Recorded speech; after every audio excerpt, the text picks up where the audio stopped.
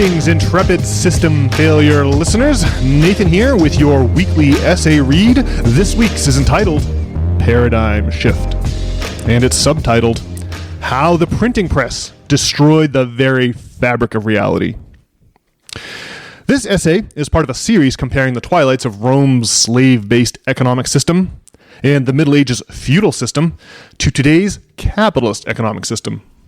In addition to these broad life cycles, we'll note similarities between infectious diseases and changes in communication technologies common to all three eras. Finally, we'll see how belief systems rise and fall in tandem with these broad economic systems. When these systems seize up and stop functioning, people begin questioning authority, and that in turn leads to collapses of bedrock conceptions of reality itself. Introduction. The printing press dealt a mortal blow to the authority of the Roman Catholic Church, which, during the Middle Ages in Europe, monopolized the flow of information. The ability to rapidly reproduce text destroyed that monopoly and marked the turning of the age from medieval to modern.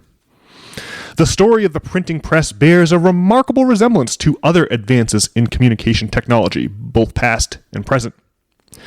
But the most notable parallel is that such advances lead to disturbing shifts in popular conceptions of reality itself. The printing press.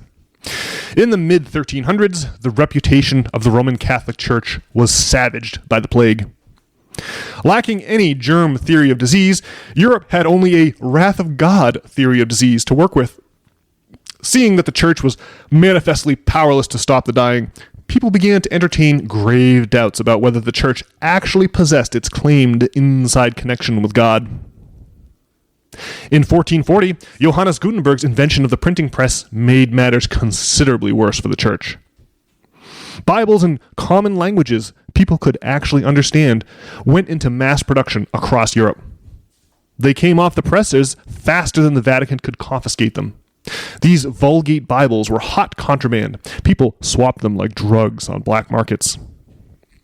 By banning all but the Latin text, the Church successfully hid the radically negative view of wealth accumulation contained within the New Testament.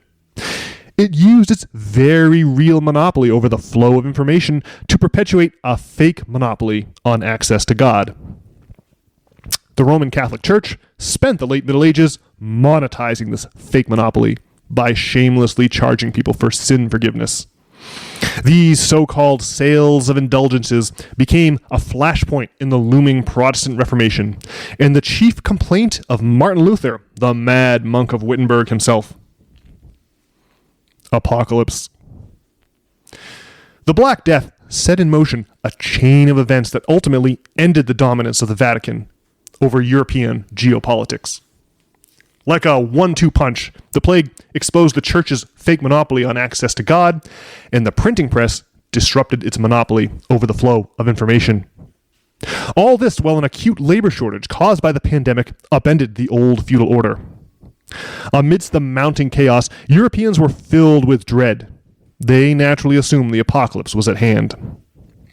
The role of the printing press in the apocalypse of the late Middle Ages mirrors the role of the bound book during the fall of Rome, another era of plague, when that emerging piece of communication technology also helped facilitate a challenge to power. The Roman Catholic Church was born, ironically, after early Christians from across the Roman Empire used the newfangled bound book to coordinate a unified ideological movement. They were so successful that Christianity became the state religion as the tide of Roman civilization swept back from the Italian peninsula, leaving the papacy behind to rule Europe. The apocalyptic mood of that era has been immortalized in the Bible, the bound book that conquered Rome. Collapse of authority. Today, an apocalyptic mood once again hangs in the air like a miasmal fog. When economic systems hum along efficiency, few stop to question authority. It's only when dysfunction mounts that people squint suspiciously at emperors to see if they're wearing any clothes. New pieces of communication technology, like the bound book and the printing press, are called for and developed during these times. Today, the internet is the latest example of comms tech exposing naked emperors. Popular votes for Brexit and Trump are not only signs of mounting economic disorder, they're also demonstrations of another political establishment losing control over the flow of information. All the classic horsemen of the apocalypse are present and accounted for today. In addition to the internet mirroring the role of bound books in the printing press in prior eras, there's also been a new pandemic to match the historical episodes of the Antonine Plague and the Black Death. COVID-19 was nothing like its predecessors in terms of mortality, of course. But it's undeniably true that for better or for worse, popular faith in our scientific authorities has been badly shaking, just as it was during the fall of Rome and the late medieval periods. Paradigm shift. Things get really weird when people en masse start to question the authorities whom we normally trust to tell us what is true and what isn't true. These people shape bedrock conceptions of reality for the rest of us. Questioning priesthoods of truth is nothing less than a fundamental re-examination of reality itself. The disturbing truth is that there is always a gap between what the powerful want us to believe, on the one hand, and what is actually so, on the other. When the powerful enjoy a monopoly over the flow of information, they naturally promote beliefs consistent with their own economic self-interest. The highly lucrative sale of indulgences is the most famous historical example.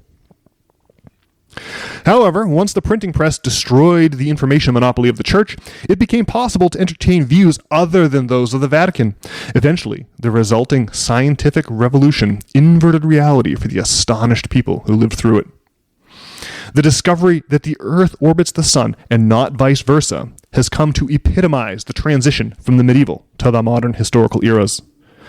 Before that discovery, any fool could see the sun moving across the sky. But the Copernican inversion flipped reality on its head just as the feudal economy of the Middle Ages, with its lords and serfs, gave way to the modern era with its employers and employees. Conclusion. There is a historical connection between collapses of broad economic systems and collapses of reality itself. During such times, gaps are exposed between what the powerful want regular people to believe and what is actually true.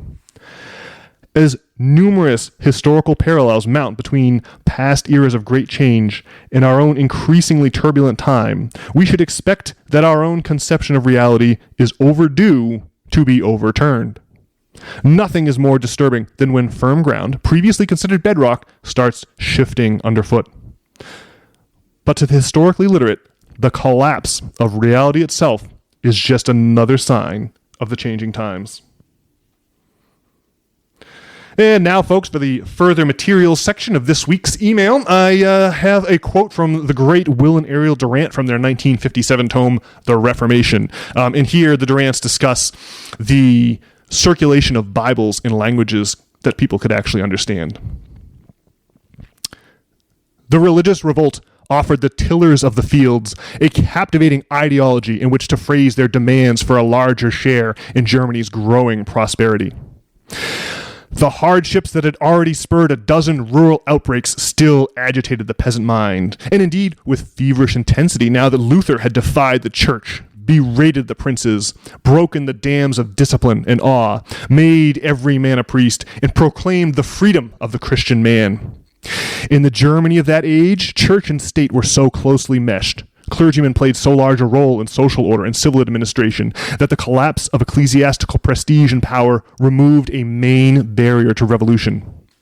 The Waldensians, the Beghards, brethren of the common life, had continued an old tradition of basing radical proposals upon biblical texts. The circulation of the New Testament in print was a blow to political as well as to religious orthodoxy. It exposed the compromises that the secular clergy had made with the nature of man and the ways of the world. It revealed the communism of the apostles, the sympathy of Christ for the poor and oppressed. In these respects, the New Testament was for the radicals of this age a veritable communist manifesto.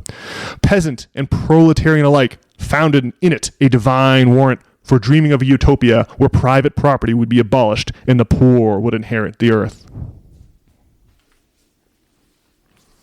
Well, alrighty, folks, that's what I got for you this week. If you like that essay or have any other comment you'd like to relay, then do send your email to nop@substack.com.